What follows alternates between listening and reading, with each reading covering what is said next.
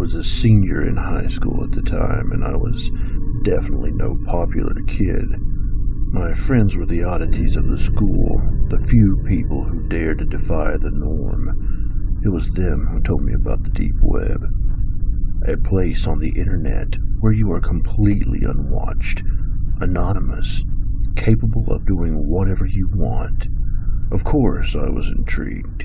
Most of my friends just used it to buy drugs, but I thought a little bit bigger. I wanted to know what happened in the darkest part of the web, whether or not my friends were telling the truth when they talked about horrible fetish sites and assassins you can hire to kill anyone you like. Of course, I wasn't planning on using any of it.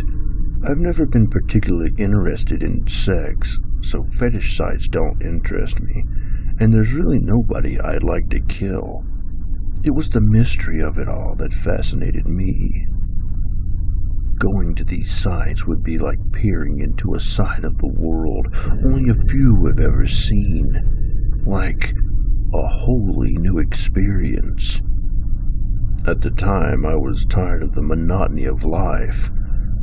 I'd get up at the same time every day, go to school, attend the same classes, talk to the same people, go home, play some games, do homework, go to sleep, and then it'd repeat.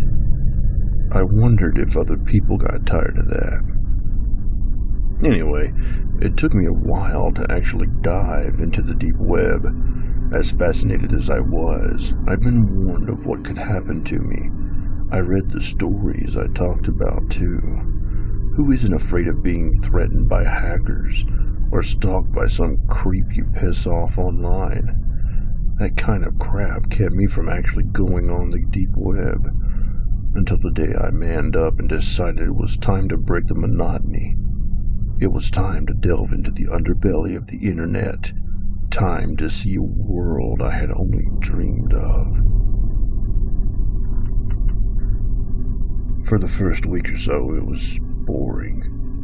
It was just drug sites and stuff where people exposed government secrets or whatever. Nothing as dark as I had expected. I don't even do drugs, so that was useless to me, and I wasn't into politics. There wasn't really much I was into back then. So, I was disappointed.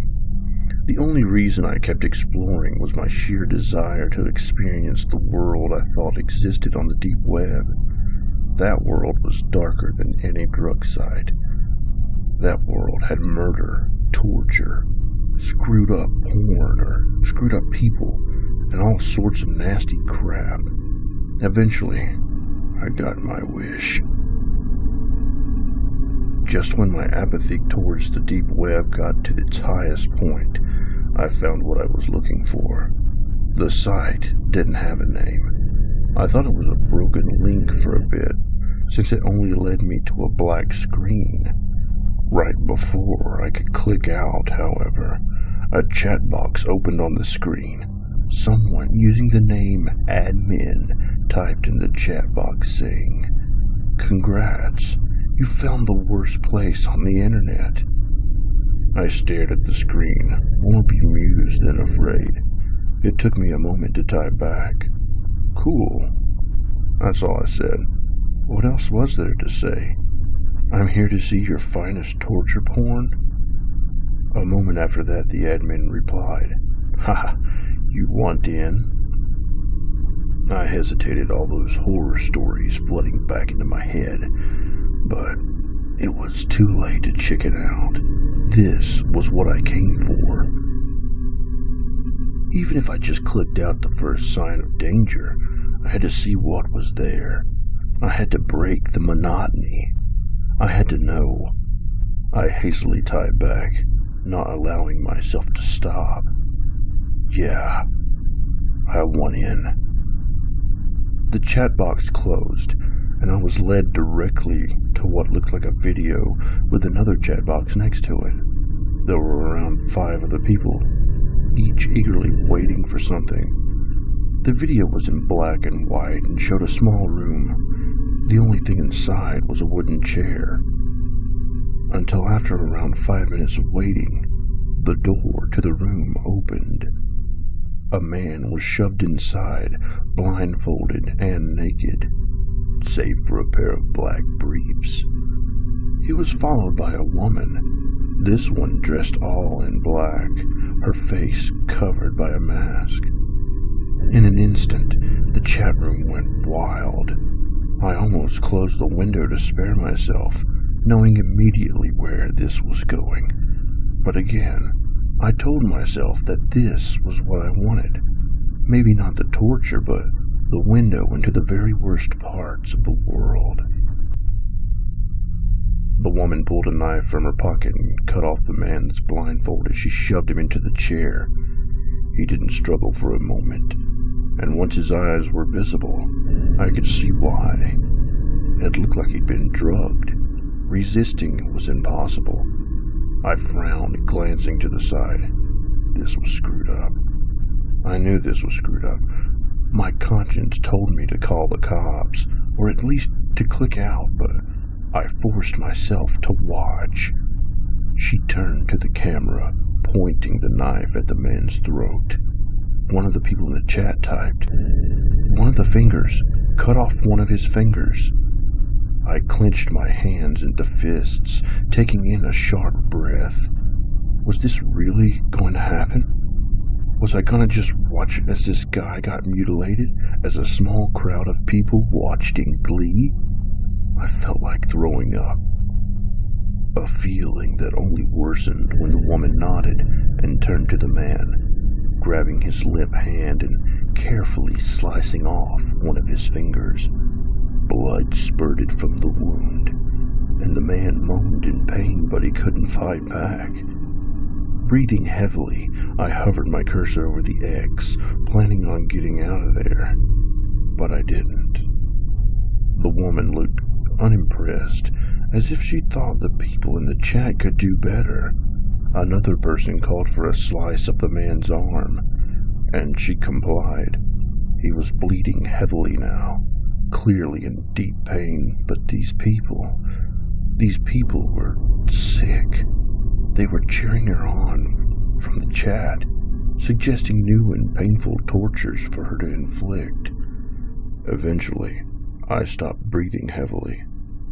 I stopped feeling sick. It was starting to grow on me.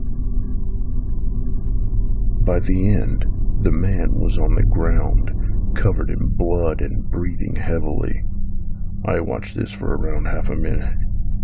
The people in the chat were starting to die down. They inflicted enough pain. They had their fun. It seemed like things were wrapping up. Funny, I thought, how it was over just when I was getting into it. I smirked. This was exciting. This was better than any game I could play, much better than any class I could attend, better than sitting with a group of stupid nobodies pretending like I cared for a second about them.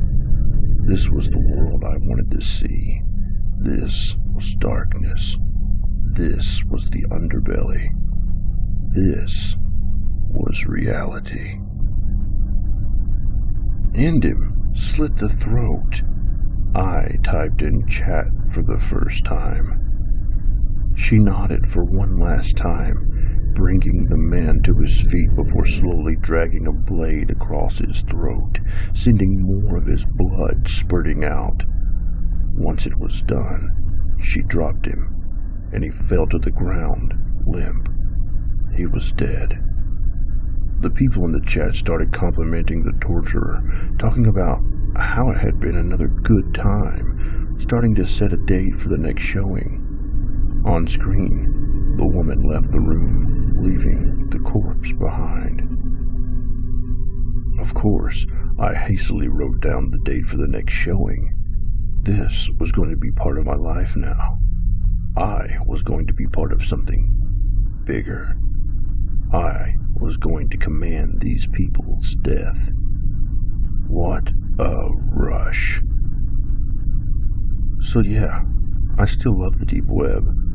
I'm in college now, and now I'm even more immersed in the deep web. I've seen some stuff that people would freak out just knowing it exists. I've screwed around every sick porn site known to man. I've finally broken the monotony of life. Inspirational, right? How one high schooler defies the boredom I inherit in his life by discovering his true passion. I love the deep web.